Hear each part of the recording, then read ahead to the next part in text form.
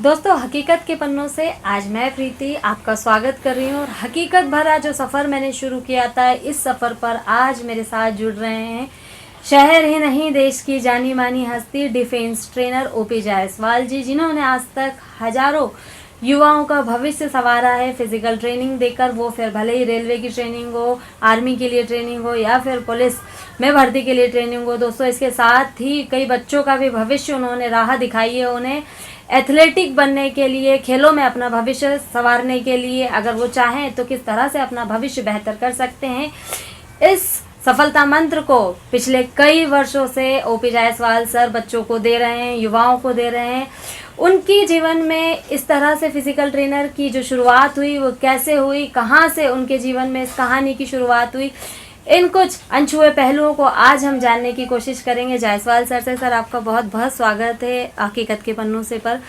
आज मैं आपके जीवन के उन अनछुए पहलुओं को जानना चाहूँगी जो एक शुरुआत जायसवाल जी की हुई थी। कैसे बचपन से इंदौर तक का सफ़र उन्होंने तय किया। सामने देखे, सामने देखे।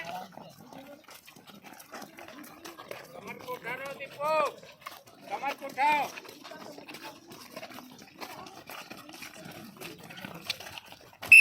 खड़े हो जाए, स्ट्रेच करें, हिप्स को पीछे ले जाएं, चेस्ट को नीचे लगाएं, हिप्स को पीछे ले जाओ। एक लास्ट एक्सरसाइज, ये डक चाल, बैठ जाए।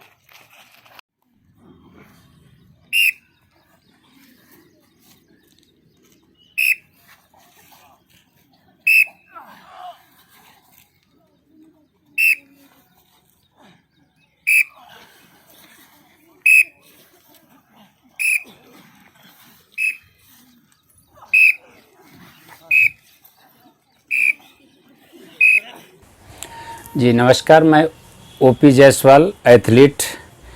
मैं अग्निशमन सेवा में कार्यरत हूं और मैं एक स्पोर्ट्स पर्सन हूं। मैं जब स्वयं की प्रैक्टिस के लिए ग्राउंड जाता था तो मैंने देखा कई ऐसे गरीब युवा हमारे ग्राउंड में आते थे जो फिजिकल ट्रेनर के अंडर में नहीं कर पाते थे, ना ही उनके पास इतना पैसा रहता था कि एक ट्रेनर और एक एकेडमी ज्वाइन कर सकें, तो अपने आप ही अकेले में करते थे। मगर मैंने देखा उनके अंदर जुनून काफ़ी होता था, देश के प्रति जज्बा बहुत होता था कि मुझे कुछ करना है। मैंने अपने स्पोर्ट्स जीवन को समाप्त करके एक फिजिकल ट्रेनिंग सेंटर डाला, जिसमें गरीब युवाओं को निःशुल्क रूप से ट्रेनिंग देना शुरू किया। जो गरीब ग्रामीण अंचल से आते हैं, जो फीस अफोर्ड नहीं कर पाते हैं, जिसमें युवा एवं युवतियाँ दोनों रहती हैं। ज़्यादातर बच्चे हमारे पास ऐसे आते हैं जो डिफेंस में जाना चाहते हैं, कुछ आर्मी में जाने का जुनून होता है, कि कुछ लोगों को पुलिस में जाने का जुनून होता है, कुछ को रेलवे में, कुछ स्पोर्ट्स में भी जाने अच्छा समझते हैं कि मुझे स्पोर्ट्स में जा कर के देश का नाम रोशन करना है। तो सबसे पहले मेरा रहता है कि मैं उन्हें एक प्रॉपर गाइड कर सकूं। गाइड के लिए एक पुलिस या जो भी डिफेंस के लिए एक मापदंड होता है, तो मैं उन्हें बुला करके एक फिजिकली मापदंड करता हूं। बेसिक तौर से उनकी हाइट प्रॉपर जिस डिपार्टमेंट के लिए तैयारी कर रहे हैं है कि नहीं, नी नोक तो नहीं है, फ्लैट फुट तो नहीं है, आई टेस्ट करता हूं, 6x6 होना चाहिए, कलर ब्राइटनेस नहीं होना चाहिए। इसी तरह जितनी बार डिफेंस में मेडिकली टेस्ट करने के बाद मैं उन्हें ज्वाइन दे देता हूं। ज्वाइन के बाद मेरा फिजिकल ट्रेनिंग सभी पांचों इवेंट के लिए दिया जाता है। जैसे रनिंग हुआ, सभी इवेंट की, लॉन्ग जंप है, हाई जंप है, शॉर्ट पुट है, चिन अप है, सिट अप है, पोल है, रस्सा है, ये सभी की ट्रेनिंग प्रॉपर तरीके से की जाती है। अच्छा सर, एक ये तो आपने बताया कि किस तरह से आप मिले यंगस्टर से, खेल के मैदान पर आपने जाना, उनकी समस्याएं, जो गरीब वर्ग का युवा था और कुछ करना चाहता था, ट्रेनिंग की व्यवस्था नहीं थी। लेकिन जब आप एथलेटिक थे तो आपको एथलेटिक बनने की जो प्रेरणा मिली वो कहाँ से मिली? क्या आपके परिवार में था या आप किसी स्पोर्ट्स पर्सन को बहुत पसंद करते थे जो आपके प्रेरणा स्रोत बने और आप इस क्षेत्र में आए? जी हाँ, एक्चुअली मेरी माँ स्वास्थ्य विभाग में कार्यरत थी। हमारी माँ मैंने देखा कि रिटायरमेंट के बाद भी मरीजों की सेवा करती आ रही थी। अच्छा।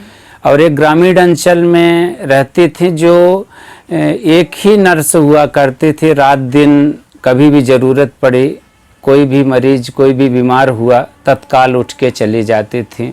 मैंने देखा रिटायरमेंट के बाद भी आज 80-85 साल की उम्र में भी वो अभी भी लोगों की सेवा कर रही निःशुल्क रूप से। वो मेरे अंदर जुनून था कि नहीं, मैं भी वो मेरे माँ के अंदर जो था वही मेरे अंदर वो स्क्रिप्ट आई।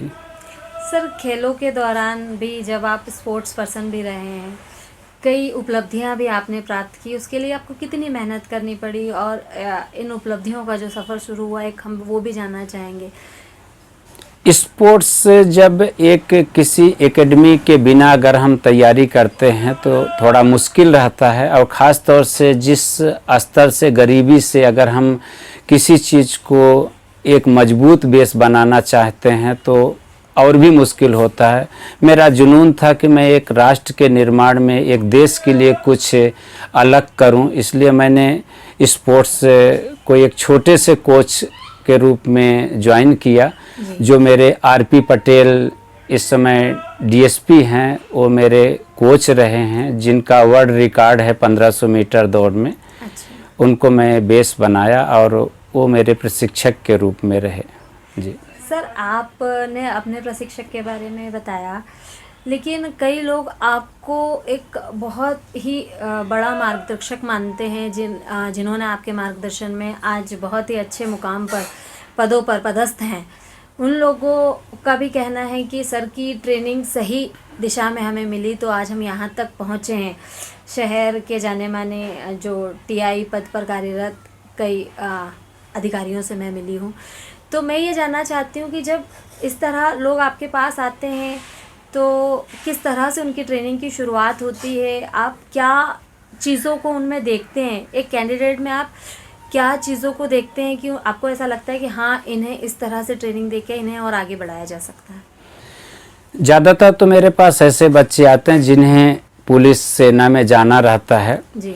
मेरे पास सन 2013 में पुरुषोत्तम बिश्नोई करके एक इस समय पदस्थ हैं खंडवा में। अच्छा। आरआई पोस्ट पे हैं। वो मेरे पास आए, सर मुझे आपसे प्रशिक्षण लेना है।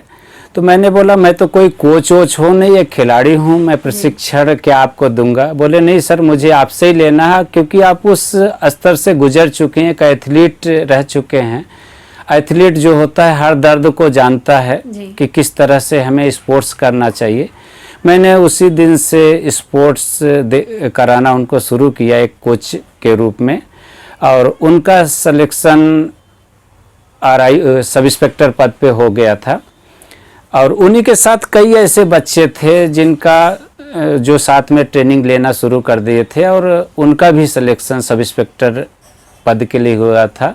सन 2013 में मैंने स्टार्टिंग किया था। मेरे पास 36 बच्चे थे, जो 36 के 36 बच्चे पदस्थ हैं सब इंस्पेक्टर के रूप में आज के। अरे सर, बहुत ही बढ़िया। सर, आपने जो बात कही, एक स्पोर्ट्स पर्सन बनने के लिए खिलाड़ियों को कई तरह की समस्याओं का सामना करना पड़ता है, खासकर उन लोगों को जो ग्रामीण अंचल से आते हैं, छोटे शहरों के होते हैं।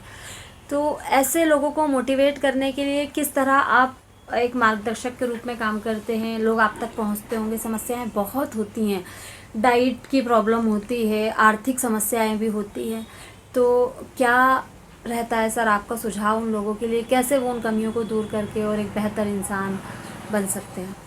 देखिए, सबसे पहले उनके अंदर जो भी हमारे पास आता है तो उनको सबसे ज़्यादा हम एक राष्ट्र हित की भावना, उत्कृष्ट राष्ट्र के निर्माण का जज्बा डालते हैं। साथ ही उन्हें मैं ये बताने का प्रयास करता हूँ कि आप जिस स्थिति से गुजर रहे हैं तो अपने परिवार का, अपने राष्ट्र का, अपने माता पिता का नाम रोशन कर सकते हैं।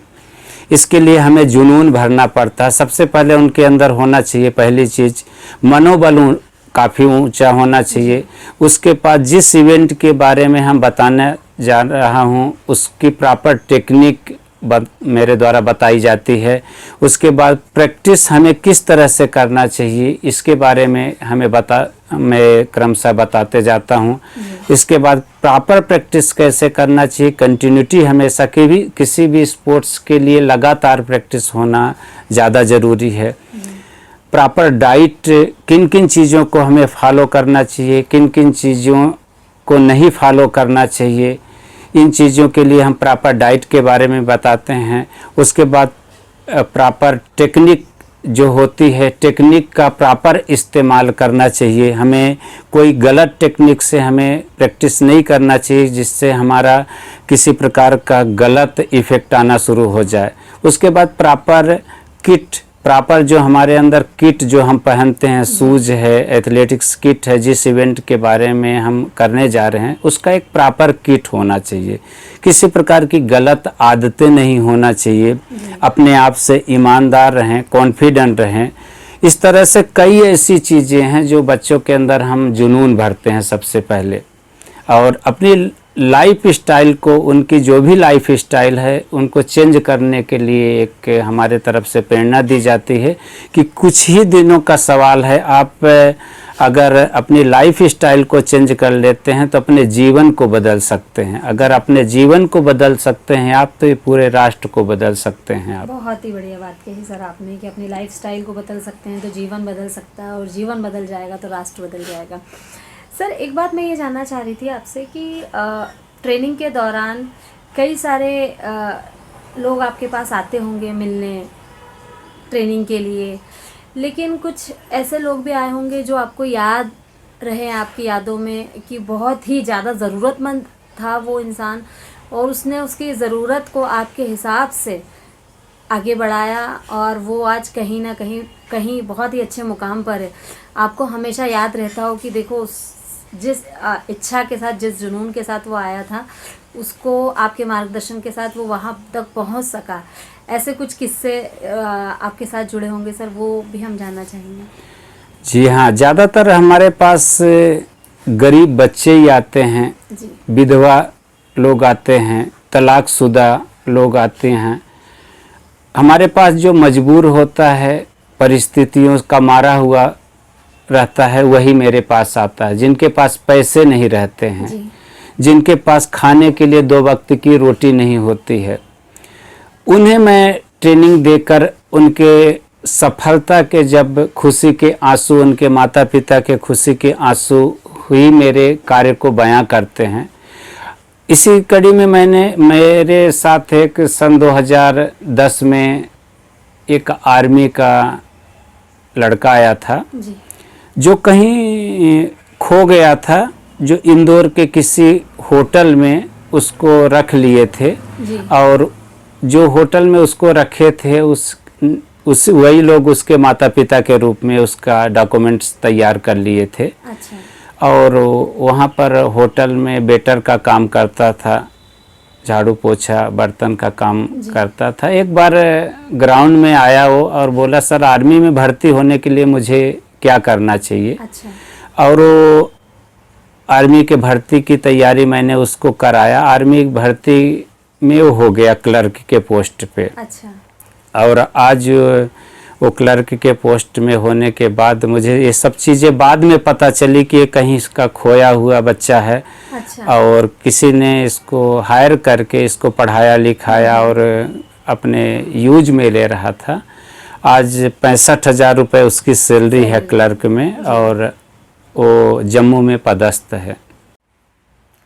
सर मैं ये जानना चाह रही हूँ, इस आपका जो कार्यकाल रहा है डिफेंस ट्रेनर का, इस दौरान में कई उपलब्धियाँ आपको मिली होंगी शासन से भी, प्रशासन से भी, तो वो मैं जो जानना चाह रही थी कि किस तरह से आपका ये कार्य, सराहनीय कार्य वहाँ तक पहुँचा। जी हाँ, मैंने इस अपने स्पोर्ट्स जीवन में कई वर्ल्ड रिकॉर्ड, मीट रिकॉर्ड बनाए और कई गोल्ड मेडल जीते, मगर गरीबों के द्वारा जो चयनित उनकी रोजी रोटी ही मेरा सबसे बड़ा डायमंड मेडल रहा। जी। मैंने एक नर सेवा नारायण सेवा के रूप में यह कार्य आरंभ किया जी।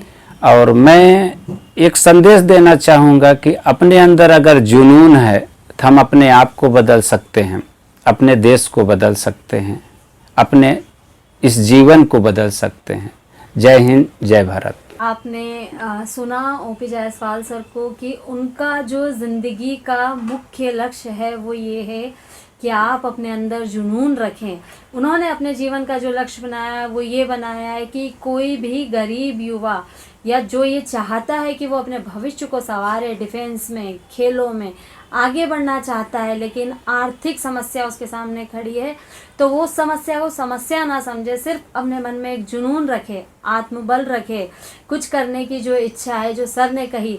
सर ने उनकी मदर से इस बात को सीखा, उनकी माँ से इस बात को सीखा कि जो सेवा है, जन सेवा है, देश सेवा है, वो हमारे अंदर होनी चाहिए। कुछ कर दिखाने का जो जज्बा है वो हमारे अंदर होना चाहिए।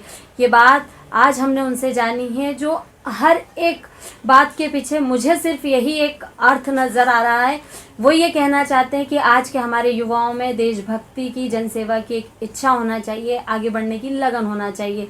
तो दोस्तों, आपने उनसे सुना, सीखा होगा। मैं उम्मीद कर रही हूँ कि आगे बढ़ने के लिए आप उनसे ज़रूर प्रोत्साहित होंगे और उनके समाज के प्रति इस योगदान का हिस्सा आप भी बनिए। अगर आप जुड़ना चाहते हैं उनसे तो आप सर से मिल सकते हैं और अपने भविष्य को एक बेहतर दिशा दे सकते हैं। देखते रहिए हकीकत के पन्नों से।